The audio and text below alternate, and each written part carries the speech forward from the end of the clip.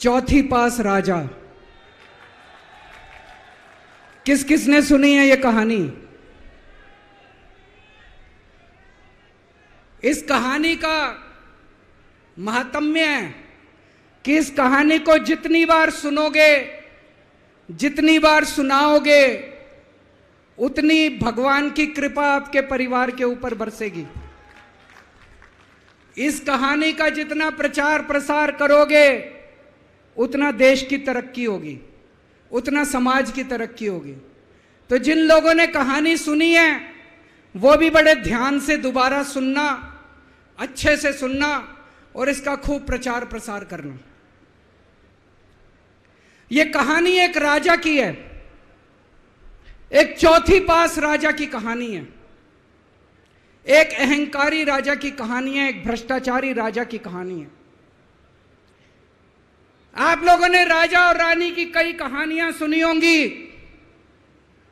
इस कहानी में राजा तो है, रानी नहीं है।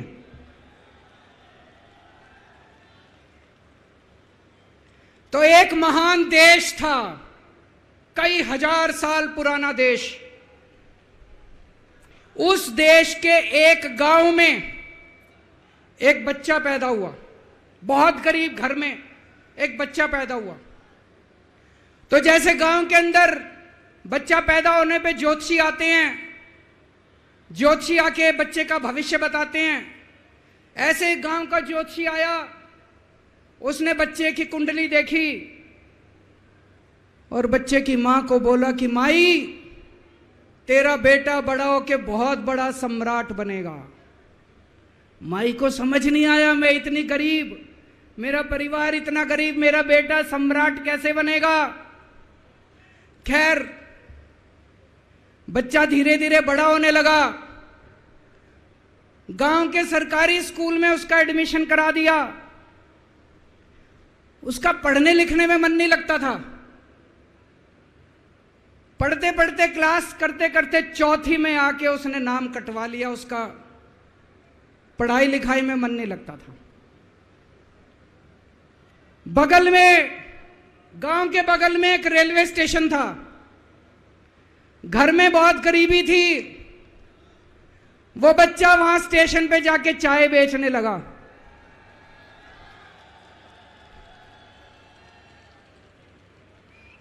चाय बेच के अपना गुजारा करता था। वो भाषण बहुत अच्छा देता था, बचपन से ही बड़ा अच्छा भाषण देता था। गांव के लड़कों को इकट्ठा कर लेता और भाषण देना चालू करता। धीरे धीरे आसपास के गांव में फैल गया कि यह बच्चा भाषण बड़े अच्छे देता है। आसपास के लड़के भी इकट्ठे हो गए और जो मर्जी टॉपिक हो भाषण देना चालू कर देता था और रुकता ही नहीं था, घंटों घंटों तक भाषण देता रहता था। बच्चा बड़ा हुआ। ज्योतिषी ने कहा था बड़ा होके बच्चा उस महान देश का सम्राट बन गया। लेकिन राजा तो अनपढ़ था, उसे तो कुछ आता नहीं था। अफसर आते, उस अनपढ़ राजा से जहां मर्जी साइन करा लेते, जहां मर्जी जो मर्जी साइन करा लेते। वो राजा अनपढ़ था, उसे लगता था मैं अगर अफसरों से पूछूंगा तो मेरी कमजोरी सबके सामने प्रकट हो जाएगी। अफसरों को लगेगा मेरे को कुछ आता नहीं है। अफसर जो मर्जी लेके आते थे वहां साइन कर देता था। वो धीरे धीरे पूरे देश के अंदर फैल गया कि राजा अनपढ़ है, राजा अनपढ़ है। राजा को बड़ा बुरा लगने लगा। तो राजा ने कहीं से एक फर्जी डिग्री का जुगाड़ कर लिया। एक फर्जी डिग्री का जुगाड़ कर लिया, एमए की डिग्री का। और राजा बोला मैं एमए हूं। पर सच्चाई तो पूरे देश को पता थी, राजा तो अनपढ़ था। धीरे धीरे राजा अहंकारी भी होता गया। अहंकारी राजा और ऊपर से अनपढ़। जो मर्जी उस राजा के पास जाता और राजा से कुछ भी पास करा के ले आता। एक बार कुछ लोग गए, राजा को बोले जी नोटबंदी कर दो, नोटबंदी करने से भ्रष्टाचार खत्म हो जाएगा, आतंकवाद खत्म हो जाएगा। राजा को कुछ समझ नहीं आया, राजा की खूब चमची मारी उन्होंने नोट। राजा ने एक दिन शाम को टीवी पे आके 8 बजे नोटबंदी कर दी। पूरे देश का बेड़ा गर्क हो गया दोस्तों। लंबी लंबी बैंकों के सामने लाइनें लग गई, कई लोग मर गए, दुकानें बंद हो गई, रोजगार बंद हो गए, बड़ी बड़ी इंडस्ट्री बंद हो गई, पूरे देश का बेड़ा गर्क हो गया। फिर एक दिन कोई आके बोला जी 2000 का नोट ले आओ। राजा 2000 का नोट ले आया। 4 साल बाद कुछ लोग आके बोले जी 2000 का नोट बंद कर दो। राजा ने 2000 का नोट बंद कर दिया। राजा को अक्ल तो थी नहीं, बेवकूफ था, अनपढ़ था। कभी 2000 का नोट चालू करता था, कभी 2000 का नोट बंद करता था।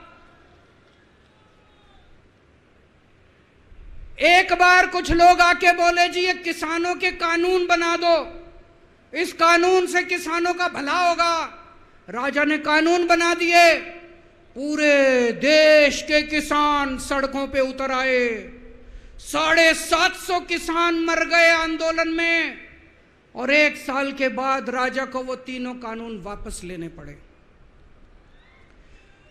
एक बार उस देश के अंदर बहुत बड़ी महामारी फैल गई, चारों तरफ महामारी फैल गई, लोग मरने लगे। किसने आके बोला जी थाली बजवाओ तो देश ठीक हो जाएगा। तो राजा ने पूरे देश में थाली और चम्मच बजवा दिए। महामारी तो नहीं बची, महामारी तो फैली रही। किसी ने आके कहा जी डॉक्टरों की जरूरत पड़ेगी, दवाइयों की जरूरत पड़ेगी, इंजेक्शन की जरूरत पड़ेगी, तब महामारी रुकेगी। राजा अपने दोस्तों का बड़ा ख्याल रखता था। उसके दोस्त थे। एक दोस्त ने 10,000 करोड़ रुपए चोरी कर लिए, राजा ने उसको देश से भगा दिया। दूसरे दोस्त ने 20,000 करोड़ चोरी कर लिए, राजा ने उसको भी देश से भगा दिया। पर एक दोस्त ऐसा था जिससे राजा की ज्यादा ही दोस्ती थी। कौन था? उसको उन्होंने सारे एयरपोर्ट बेच दिए, सारे जहाज बेच दिए, सारे सी पोर्ट बेच दिए, उन्होंने आसमान बेच दिया, जमीन बेच दी राजा ने, खदानें बेच दी। उस दोस्त पे राजा मेहरबान था। राजा का एक और दोस्त था। वो दोस्त इतना गंदा था कि उसने कुछ अंतरराष्ट्रीय खिलाड़ी महिलाओं के साथ बदतमीजी करी, लेकिन राजा ने दोस्ती नहीं छोड़ी। मजाल जो उस दोस्त के ऊपर कोई आंच आ जाए, राजा उस दोस्त के साथ खड़ा रहा, लेकिन उसने खिलाड़ियों का समझ। राजा का एक और दोस्त था। उस दोस्त ने किसानों के ऊपर गाड़ी चढ़ा दी, रौंद दिया, कुचल दिया किसानों को। राजा ने अपनी दोस्ती नहीं छोड़ी। इस बात पे तो दाद देनी पड़ेगी कि राजा दोस्तबाज था, 1 नंबर का दोस्तबाज था। चारों तरफ अत्याचार हो गया, चारों तरफ देश के अंदर इनके अपने लोग जो थे वो बलात्कार करने लगे, गलत काम करने लगे, हाहाकार मच गया। जो राजा के खिलाफ बोलता, राजा उसको पकड़ के जेल में डाल देता। एक दिन एक पत्रकार ने कार्टून बना दिया राजा के खिलाफ, उस पत्रकार को उठा के जेल में डाल दिया। एक दिन एक किसी पत्रकार ने उनके खिलाफ कुछ लिख दिया, उसको पकड़ के जेल में डाल दिया। जो राजा के खिलाफ बोले उसका बेड़ा गर्क। कोई जज अगर उस राजा के खिलाफ ऑर्डर करता था, राजा उसको बख्शता नहीं था।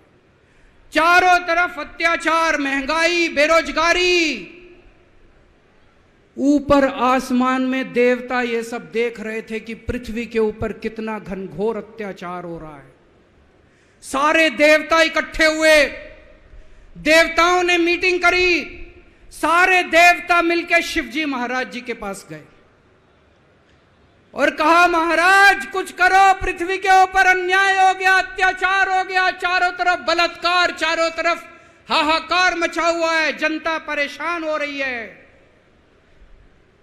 पृथ्वी जी शिव जी महाराज जी ने अपनी तीसरी आंख खोली और दोस्तों यहां प्रचंड पृथ्वी के ऊपर अजीब अजीब घटनाएं घटने लगी। उज्जैन के अंदर महाकाल की 6 सप्तऋषियों की बड़ी बड़ी 10 फुटा भारी भारी मूर्तियां थी। एक दिन बारिश और तूफान आया और 6 की 6 मूर्तियां टूट गई। लोगों ने कहा बड़ा अपशकुन हो रहा है, बड़ा अपशकुन हो रहा है। एक दिन एक ट्रेन एक्सीडेंट हो गया, 250 से ज्यादा लोगों की मौत हो गई। लोगों ने कहा बड़ा अपशकुन हो रहा है। और एक दिन घनघोर बारिश आई, तूफान आया, ऊपर से आकाशवाणी हुई, सारे देश की जनता को भगवान ने कहा कि आप महान देश के लोग हो, क्या कर रहे हो, उठो, खड़े हो जाओ और इस अहंकारी राजा के खिलाफ सब लोग मिलकर आवाज उठाओ। भगवान आपके साथ है। और उसके बाद दोस्तों सोई हुई जनता जाग गई और 1 साल के अंदर उस अहंकारी राजा का राजपाट जनता ने उखाड़ के फेंक दिया। और उसके बाद वो महान देश दिन दूनी रात चौगुनी प्रगति करने लगा। ये कहानी बड़ी पवित्र कहानी है। इस कहानी को सुनने से और सुनाने से परिवार का, समाज का और देश का बहुत भला होता है।